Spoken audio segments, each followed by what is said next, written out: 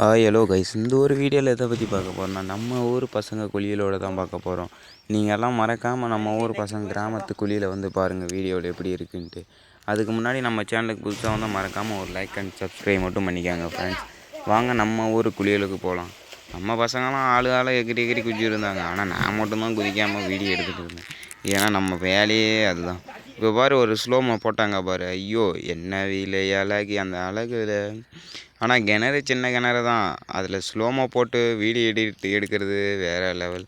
இப்போ எங்கள் அண்ணன் குஜாம்பார் கரைக்கே போய் குத்தி காலே கிழிச்சு பண்ணிட்டாங்க ஃப்ரெண்ட்ஸ்.